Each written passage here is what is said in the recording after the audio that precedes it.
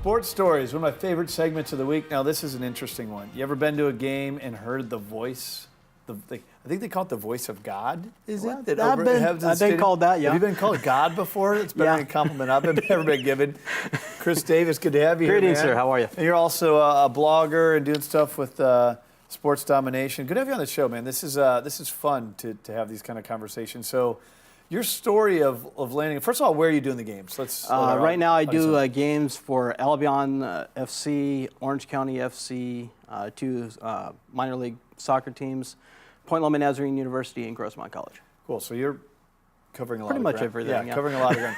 Your story and how you got into it's pretty cool, though. This goes back to high school baseball. Yeah, I ended up trying out for baseball, and I was the last cut, and then the coach came up to me and says, "Hey, I need an announcer and a manager. You want to do it?" I was like, "Sure, what the heck, why not?" And now, 25 years 25 years later, I'm still announcing. So what sports have you covered over 25 years? Oh, geez. Baseball, basketball, football, hockey, soccer. Tried my hand at hockey play-by-play. Not doing that one again. So it's play-by-play. I mean, you hear the voice, but what's your favorite sport to do? Baseball. Baseball. Baseball, and basketball is really close. All right, so over 25 years, I know you've accumulated some stories. Oh, just a couple. All right, so let's hear them. Let's see here. One that my friends always tell me I have to tell people that have never met me before is the fact that I did get a penalty for a team I was announcing for once. I got unsportsmanlike conduct, actually.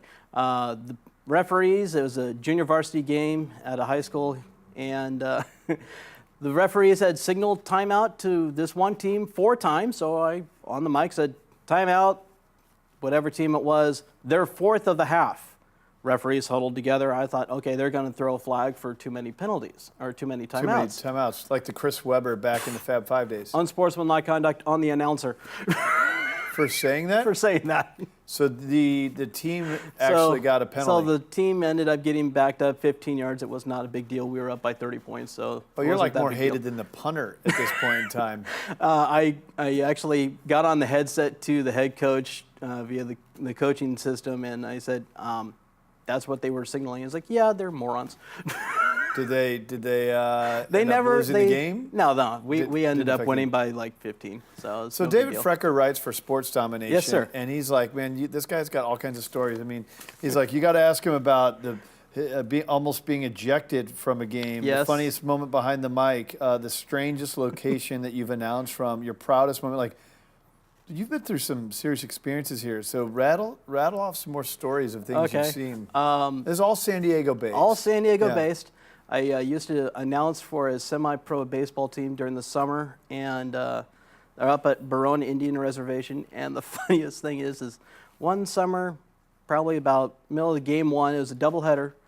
Middle of game 1, cows, a whole herd of them, just come moseying in and take up spot in center field. Cows show up on a baseball field. Cows up in center field. And I was like, okay. You don't see that very often? No, you don't. Yeah, baseball's a very superstitious sport. What's that mean? Very superstitious. I have no idea what cows sitting in center field mean, but I do know the very next day we had a fence. Was one there before? No, it was not. So it was kind of open field, hit it to center field and run for days. And they had the cows come in and join us for a part of a game, and all of a sudden, there's a fence the next day. Well, not a bad gig that you have, man, being able to see all these games. 25 years of doing this. Yep. And now you're doing stuff with Sports Domination. You guys got a massive following there. It's a great blog to follow these guys. You can also find Chris Davis on Twitter.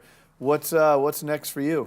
Next for me is actually doing a couple soccer games, filling the school year with some odd jobs, getting ready to work the San Diego County Fair as an ambassador. And, it's fun to get paid to have fun. Yeah, you don't see yourself retiring anytime soon? No.